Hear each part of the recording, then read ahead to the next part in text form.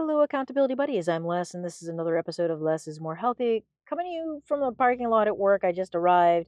Been trying to record this episode.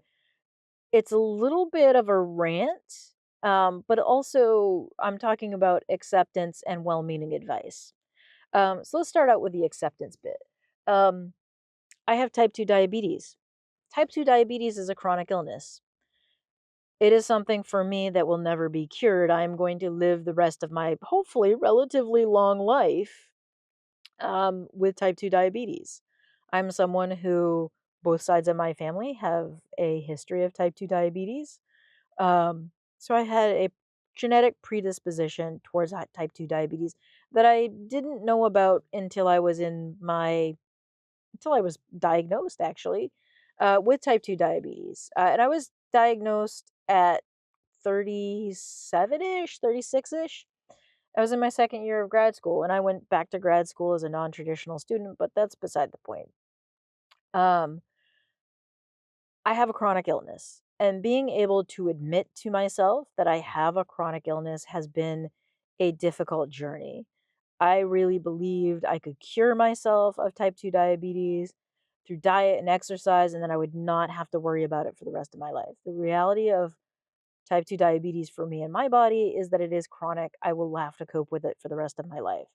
And that means that what I am doing with diet, with exercise, is manage it. That is what I am doing with diet and exercise. I manage my type 2 diabetes so that I feel good. I manage my type 2 diabetes so that I don't have to worry about spikes. I don't have to worry about lows. I manage it so that I can live my life to its fullest and get the most out of my life. And I think the difficult thing, and part of the reason I created this channel, is because the discourse out there from the medical community and in the media is that type 2 diabetes is the type 2 diabetic's fault. And I really internalized a lot of that. Like there's a lot of stuff like uh, read a lot of things, talked to doctors that kind of like low key blamed me for having type 2 diabetes. I sat on my ass too much. I wasn't physically active. And those are true. That is a true thing. I was not as physically active as I should have been throughout my 30s and early 40s. Um, I didn't eat properly. I overindulged. And yeah, I absolutely overindulged in tasty food.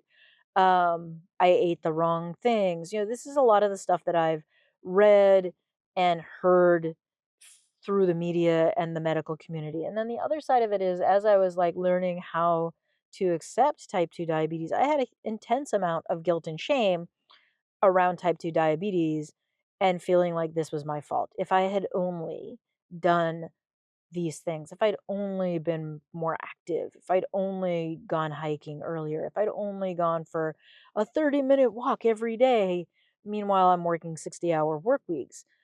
If I'd only done these things, I wouldn't have type 2 diabetes. And maybe that is true, but I'm also someone who has a genetic predisposition to this. And so there's the potential that eventually, no matter how active I was, no matter how well I would have eaten, I would have ended up with type 2 diabetes. Is that a for certain? I don't know. But being able to let go of some of that guilt and say, yeah, I had a genetic predisposition towards this has been an act of acceptance and learning how to kind of like care for myself and actually care for my body in a way that is much healthier than how I used to. And so that's part of why I started the channel, and also part of it is also to have like conversations where I'm talking to the camera, I'm talking to you, that feel a little less blaming about type 2 diabetes, being real about type 2 diabetes and how I've accepted it, but also how I'm managing it. And that is the reality of what I'm doing. I'm managing my condition because it's chronic. And that's okay. It's okay to have a chronic condition. It's okay to like admit that I have these chronic things going on and that I'm managing it. So that's what this channel is really about. It's about managing my type 2 diabetes and me sharing my experience of type 2 diabetes about you. Is there a fair amount of cycling content and hiking content on here? Yeah, because those are the two things that I really like doing, and the two things that I know I'm going to continue doing for my health and wellness. And so this brings me to the next topic of conversation, um, which is an interesting one for me because as someone who is a professional advice giver in some instances, I'm a therapist. It's interesting when people give me unsolicited advice, and this advice is well-meaning, but it is unsolicited. I'm someone who is very clear when I ask for advice or when I want information, I will specifically ask for it. And so they're generally in these videos, I will ask you to share your experiences in the comments section. Um, and I'm not calling out anyone in particular, but I've gotten, and this because this stuff has happened on the channel, but also on my other social media. And so I know that there are a lot of people who are new to the channel, new to my videos, and not all of my videos talk specifically about, hey, I have type 2 diabetes.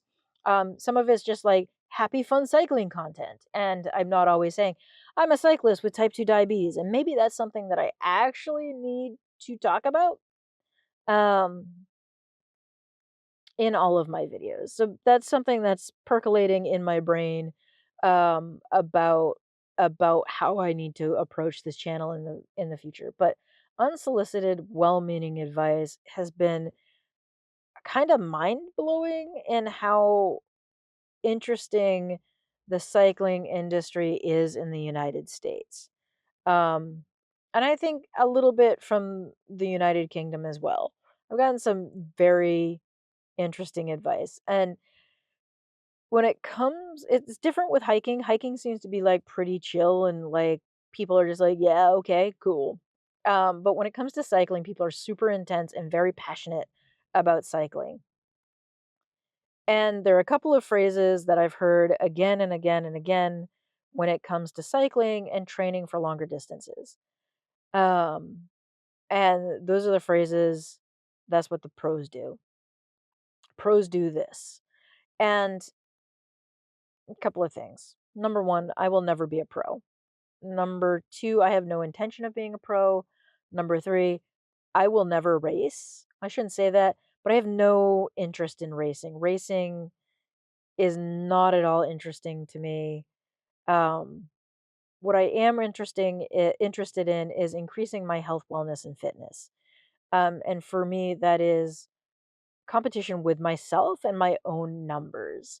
So my interest is in like PRs, PBs, getting those personal bests on certain stretches of road, certain stretches of trail. Like, am I doing better than I did before? Those are my metrics. And I'm also going to point out here, as someone with a chronic illness like type 2 diabetes, I need to fuel my body differently than someone who is in their peak fitness or are training in their peak fitness or are training for a race. Um, Not a professional. I'm not an ultra distance rider. Do I want to do a century still? Yeah, absolutely. I'm working with a diabetic specialist to figure out how to better fuel my body. And so I'm working on these things. But telling someone who has a chronic illness that fundamentally changes the way their body needs to be fueled to do it the way the pros do it is mm, doesn't apply. That that that fitness advice does not apply to my body. Now, their training regime, sure. Training, short distance, longer distances, long rides, slow rides, faster rides, all of that sort of stuff somewhat applies. But as someone who is getting older, I'm approaching 50 and also has a chronic illness, I need to think about things in a different way in terms of like fueling my body and recovery from rides. So I am sharing this journey in the hopes that there are other people out there with type 2 diabetes who want to do things differently, while working with their doctor, and also paying attention to what their body needs and does, and also finding information that isn't blaming them for having type 2 diabetes, isn't full of shame. Because I think that, like I said, I'm going back to like what I was talking about before in the acceptance of having type 2 diabetes, is admitting for me that my body needs something drastically different than what it needed when I was in my 20s. Admitting and accepting that I am growing older and my body needs different things than what it needed when I was in my 20s and 30s. And that's all okay. Um, so I want people to go away from this video knowing that this channel is everything on it, from the cycling content to the hiking content to the coffee outside, is done through the lens of me having type 2 diabetes and how I am approaching type 2 diabetes as a chronic illness that I am managing and not curing. And again, you can approach type 2 diabetes however you want. Um, and I encourage you to share your acceptance journey in the comments section, share your fitness journey in the comments section. But also, as you are going through this journey, when there are others out there, think about how you are offering advice. Think about, is someone asking for advice or are they just sharing their journey? Um, because I think sometimes we get caught up in offering advice when the person that we're maybe talking to or we're experiencing in that moment is not asking for advice. They're just sharing their journey and this is what they're doing. Um, and I think sometimes the most difficult thing for us to do as people is to just listen and not offer that advice. And, like one of the things that I learned as a therapist, in the early days in conversations as a like learning from my mentors, is to ask the question like, are you looking for a solution or are you looking for listening? And like, as someone who's trained in cognitive behavioral therapy and a variety of other therapies, cognitive behavioral therapy is all about looking for a solution or helping people find solutions. Um, but sometimes when people walk into your office, they're just looking to be heard. They're just looking to be seen and to share their thoughts in that moment. And they're not ready for the solution yet, and they don't want the solution yet. And sometimes people just need to hear things out or have themselves heard out so that they can figure out the solution on their own. And yeah, so I guess that is going to be where I'm going to leave this video. I'm going to say thank you to all of the new subscribers. Thanks to all the people who are enjoying my cycling content. Hopefully, this fall I'll also get more hiking content back in there. Really looking forward to like doing more hiking. I did screw up my knee last year, but that's a whole other video. Um, so, yeah, hopefully more hiking content coming out soon. Really enjoying this fitness journey, really enjoying the conversations I've been having around cycling, even with the well meaning advice. There's been just a huge amount of really enjoyable conversation out there and on this channel and on my social media. So, thank you everyone for being here. Thank you for hitting that subscribe button. Thanks for hitting all the thumbs up. Thank you for all of the conversations in the comments section. It's been wonderful. Very much enjoying it. Um, I wish you the best on your health, wellness, and fitness journey. And I will see you all next time. And thanks and bye.